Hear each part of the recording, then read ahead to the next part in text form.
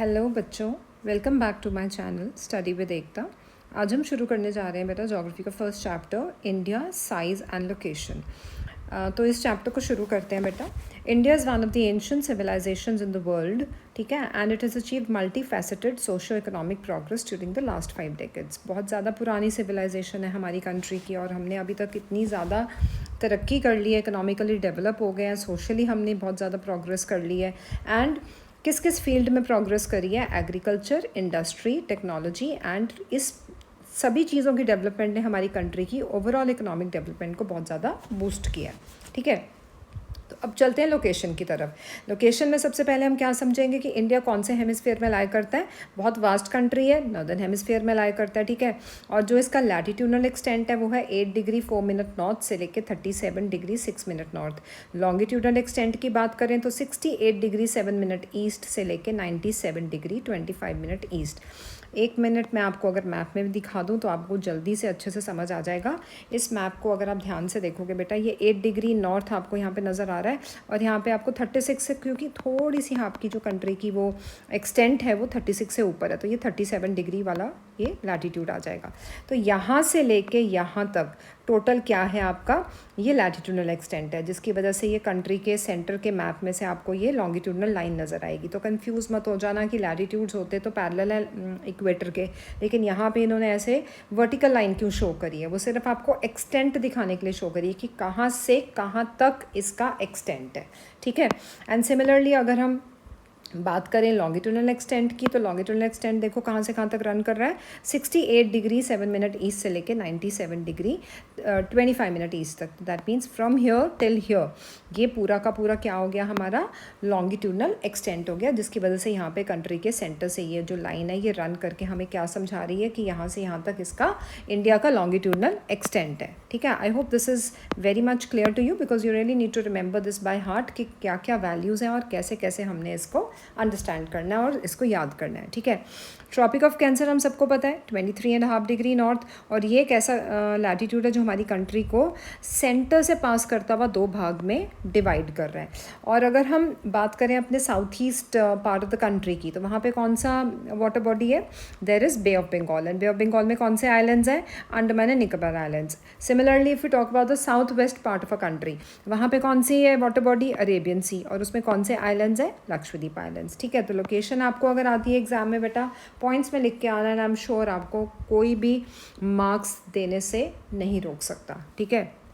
Okay, do you no पे चलें। छोटा सा वन वर्डर आ जाता है क्वेश्चन इसमें से। इंडियन यूनियन का जो सबसे सदर्न मोस्ट टिप है, एक होता है आपका इंडियन मेन लैंड का सदर्न मोस्ट टिप, जिसको हम कन्याकुमारी कहते हैं। एक इंडियन यूनियन का जो अंडमान निकोबार के आइलैंड्स के बिल्कुल टिप पे लाई करता है, उसको बोलते हैं इंदिरा पॉइंट। ये सुनामी आने से ना डूब गया था, 2004 में सुनामी आया था, due to which it got submerged, ठीक है। So you need to remember the small nice do you know box for your one word questions.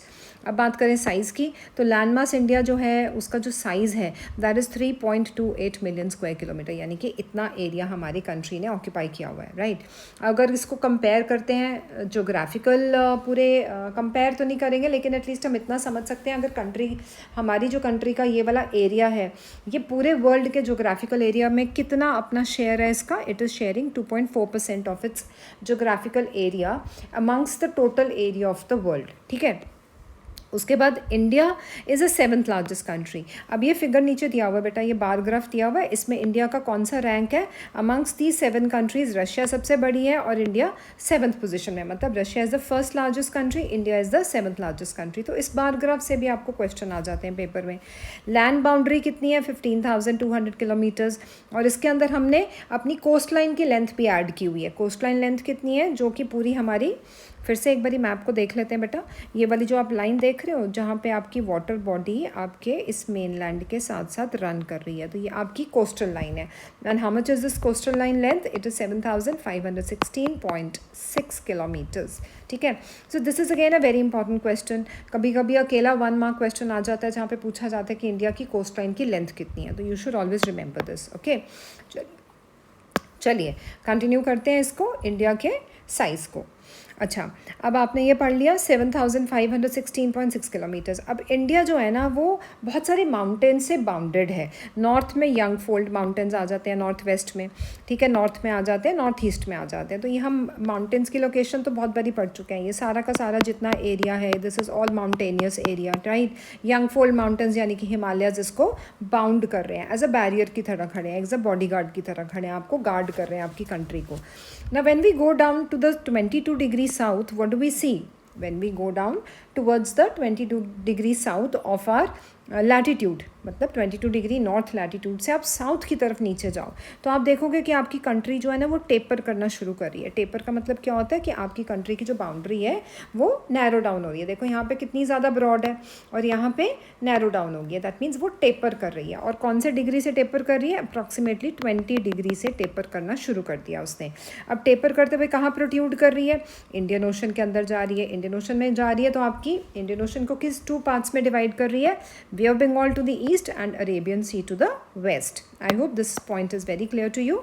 Always remember at what degree is your country tapering? It's 22 degree and it's protruding where? Into the Indian Ocean, and it's dividing Indian Ocean into 2 halves, Bay of Bengal and Arabian Sea. ठीक है बच्चों? Okay, तो continue करते हैं आगे। Look at figure 1.3 and note that the latitudinal and the longitudinal extent of the mainland is about 30 degree. Despite this fact the east west extent appears to be smaller than the north south extent. अब इसका क्या मतलब है बेटा इस statement का कि जो डिफरेंस है ना दैट बिटवीन द लैटिट्यूड, ठीक है, in the latitude between the northern most and the southern most point of the land mass, यानी कि नॉर्थ से लेकर साउथ तक का जो लैंड मास का लैटिट्यूडनल डिफरेंस है ना, और जो लॉन्गिट्यूडनल डिफरेंस है वेस्ट से लेकर ईस्ट तक का, वो लगभग कितना है? 30 डिग्री है। बस इतना ही आपको याद रखना है और इससे हमें जोग्राफिकल साइज़ पता लगता है, यानी कि ये पता लगता है कि हमारा मेनलैंड कहाँ तक फैला हुआ है, नॉर्थ से साउथ तक कहाँ तक फैला हुआ है, ईस्ट से वेस्ट तक कहाँ तक फैला हुआ है। ठीक है, तो चलिए आगे चलते हैं। From Gujarat to Arunachal Pradesh there is a time lag of 2 hours, ठीक है। Hence time along the standard meridian of India passing through Mirzapur in Uttar Pradesh is taken as the standard time, right, for the whole country. And the latitudinal extent influences the duration of day and night when one moves from south to north. अब इसको समझ लेते हैं। Standard meridian देखो आपने छोटी classes में किया हुआ है 82 डिग्री 30 मिनट ईस्ट लॉन्गिट्यूड, आपको सबको पता है कि ये वैल्यू है। अब स्टैंडर्ड मेरिडियन को सिलेक्ट किया हमने ताकि एक सिंगल यूनिफॉर्म टाइम जो है ना कंट्री का वो एक अडॉप्ट कर लिया जाए।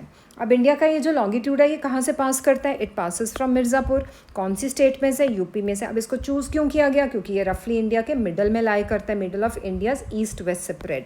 देखो अगर आप इस कंट्री का ईस्ट से वेस्ट तक का स्प्रेड देखोगे, just a second let me raise this out so that you can easily see it. Now this is the eastern part of the country and this is the western part of the country. ये जो spread आप देख रहे हो ना और ये जो आप लॉन्गिट्यूड देख रहे हो यहाँ सेंटर में, ठीक है, this is passing across your country, right, मतलब ऑलमोस्ट यू कैन से रफली in the middle of your country. ठीक है, इससे क्या होता है बेटा जो टाइम डिफरेंस होता है ना वो मिनिमाइज हो जाता है across the different regions of the country, और उससे क्या होता है एक कंसिस्टेंट टाइम मिल जाता है आपकी पूरी कंट्री को। आई मीन अब वो टाइम डिफरेंस जो आता है ना वो नहीं रहता, वो 2 घंटे का जो एक टाइम डिफरेंस क्रिएट हुआ था उसको यूनिफॉर्मिटी लाने के लिए हमें ये करना बहुत ज़रूरी था ताकि किसी भी तरह की कोई कन्फ्यूजन कोई इनकन्वीनियंस ना हो हमारी कंट्री में रहने वाले लोगों को। तो ये मेरिडियन चूज़ करना जो कि बिल्कुल इंडिया के सेंटर से पास कर रहा है वो टाइम डिफरेंस को मिनिमाइज कर रहा है। ठीक है, so this is where we move on, this is where we finish this and move on to the next topic that is India and the world.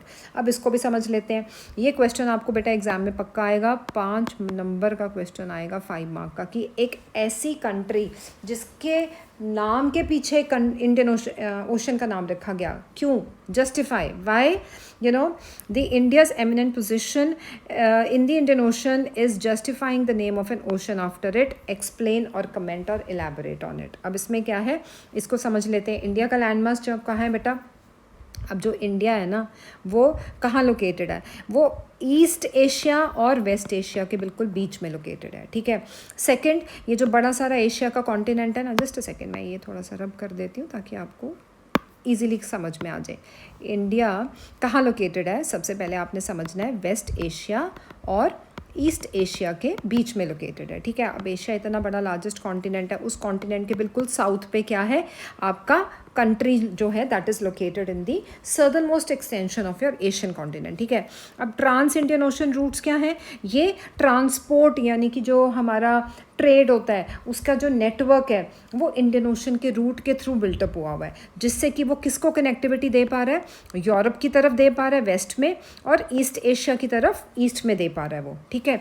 उससे क्या हो गया? हमारी कंट्री को एक बहुत स्ट्रैटेजिक सेंट्रल लोकेशन मिल गई, यानी कि हमारी कंट्री एक ऐसी जगह लोकेटेड है जहाँ से अगर हम वेस्ट की तरफ जाएँ तो भी हमारा ट्रेड नेटवर्क बड़ा अच्छे से बिल्डअप हो रहा है यूरोप के साथ, ईस्ट की तरफ जाते हैं तो ईस्ट एशिया के साथ बिल्डअप हो रहा है हमारा ट्रेड नेटवर्क, ठीक है।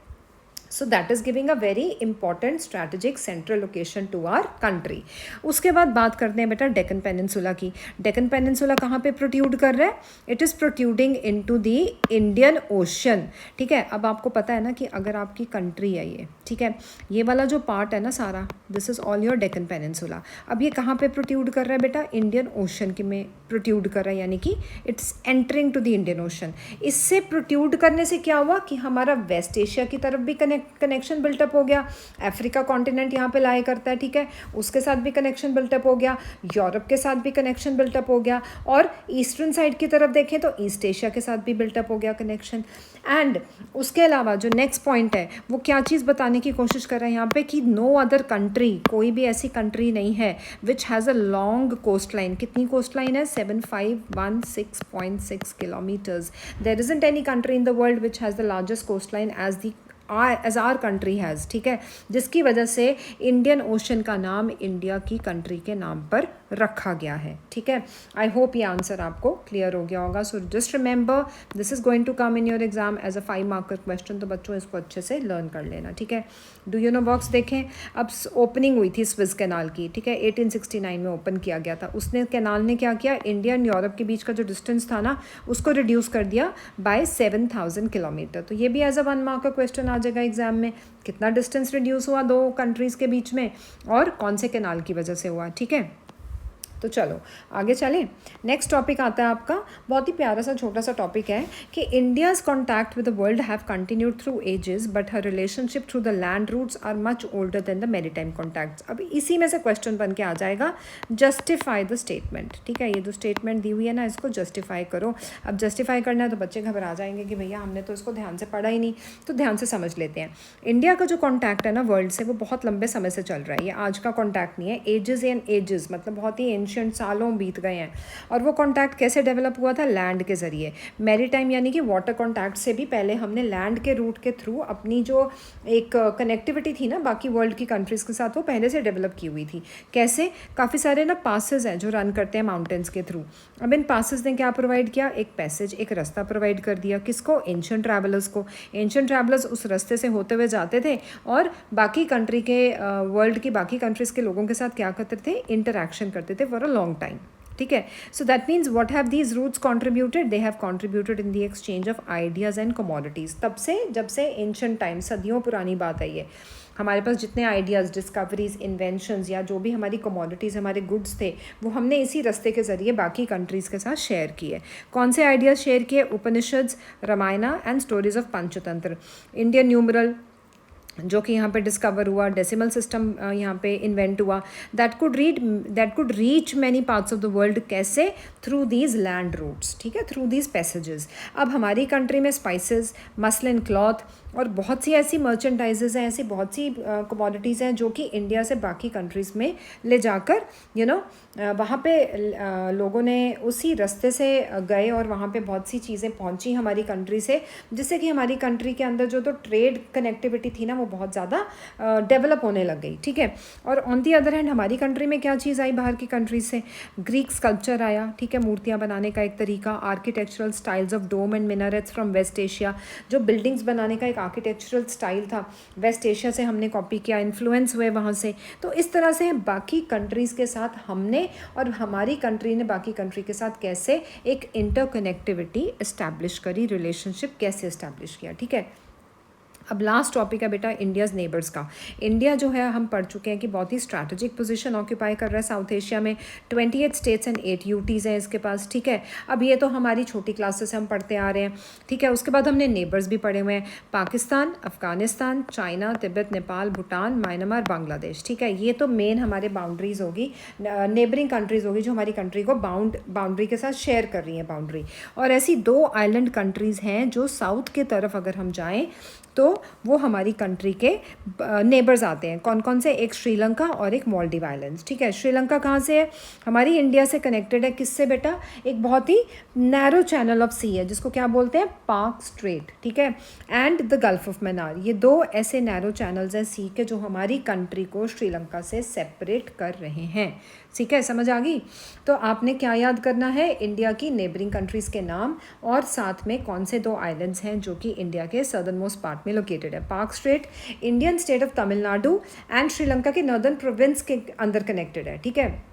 और जो पाक बे है, ठीक है, वो बे ऑफ बंगाल में लाई करता है जो आगे गल्फ ऑफ मन्नार को कनेक्ट करता है। तो बस आपने इतनी डिटेल में और इतनी कन्फ्यूजन में नहीं जाना। बोलोगे मैम हम तो बहुत कंफ्यूज हो गए। सिर्फ इतना याद रखो कि एक नैरो चैनल है सी का जो इंडिया को श्रीलंका से सेपरेट कर रहा है, बस इतना याद रखना है, नथिंग मोर देन दैट। यही पूछा जाता है। और मालदीव आइलैंड्स की लोकेशन कहाँ है? लक्षद्वीप के साउथ पे लोकेटेड है, ठीक है बच्चों। तो यहाँ पे आपका चैप्टर हो गया ख़त्म।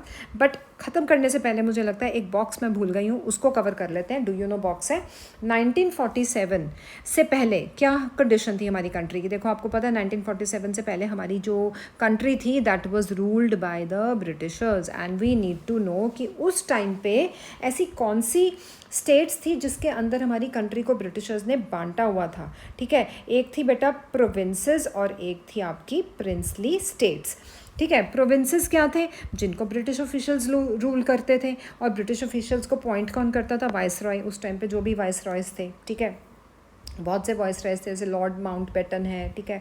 तो उस टाइम पे जो वॉइस राय था उसने प्रोविंस के ब्रिटिश ऑफिशियल को जो उसको रूल कर रहा है उसको अपॉइंट करने का जिम्मेवारी उसकी होती थी। अब प्रिंसली स्टेट्स की बात करें तो ये कौन सी स्टेट्स होती हैं? ये ना सेमी इंडिपेंडेंट टेरिटरीज थी इंडिया में जिनको लोकल मोनार्च रूल करते थे, ठीक है। तो अपने ही लोकल मोनार्च मतलब अपने हेरिडिटरी रूलर्स होते थे, लोकल वहाँ के जो रहने वाले लोग होते थे, प्रिंस होते थे, राजे महाराजे, उनकी खानदानी एक पीढ़ी जो थी वो एक पर्टिकुलर स्टेट को रूल करती आई। तो इस तरह से आपको ये 2 स्टेट्स लर्न करनी है, कौन कौन सी? Provinces and princely states. अच्छा, ये क्या करते थे बेटा? एक चीज़ और समझ लेते हैं। Who acknowledge sovereignty in return of local autonomy. भैया हमारे पास अपनी स्टेट की लोकल ऑटोनॉमी है, हम लोग अपने हिसाब से अपनी स्टेट के गवर्नेंस को संभाल सकते हैं और जो भी मैटर्स हैं हम लोग डिस्कस करके अपने आप उसको डिसीजन ले सकते हैं। लेकिन ये भी एक्नॉलेज करना है कि हमारे ऊपर एक अथॉरिटी है। वो कौन सी अथॉरिटी है? वो ब्रिटिशर्स की सोवरेनिटी है, उनका रूल है, उसको भी एक्नॉलेज करना है, ठीक है ना। तभी वो सब्सिडरी अलायंस देते होते थे ब्रिटिशर्स को, याद है आपको, है ना। क्योंकि ब्रिटिश क्राउन की पैरामाउंसी रहती थी ना, पैरामाउंसी रहती थी किसके ऊपर? प्रिंसली स्टेट्स के ऊपर। तो स्टेट्स आप ये कह सकते हो इनडायरेक्टली ब्रिटिश रूल द्वारा रूल की जाती थी और डायरेक्टली सामने हमारे कौन सा चेहरा आता था? वहाँ के लोकल मोनार्च का चेहरा आता था, ठीक है। समझ गए? तो यहाँ पे आपका चैप्टर जो है बेटा ये ख़त्म होता है। अब इसको ध्यान से इन बिटवीन द लाइन्स मैंने आपको बड़े अच्छे से एक्सप्लेन कर दिया है। आई होप आपको ये चैप्टर अच्छे से क्लियर हो गया होगा। ऐसे ही और इंटरेस्टिंग चैप्टर्स को अपलोड करती रहूँगी मैं अपने चैनल पे। So please stay connected, stay tune to my channel study with Ekta and like, share and subscribe करना मत भूलिएगा।